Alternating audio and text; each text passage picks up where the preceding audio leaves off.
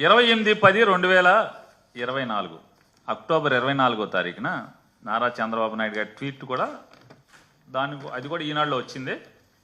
Met with delegation from Adani group led by the managing director of Adani exports limited mister Rajesh Adani and the MD of Adani Ports and SEZ Limited, Mr. Adani Karan, to discuss a range of investment opportunities in Andhra Pradesh.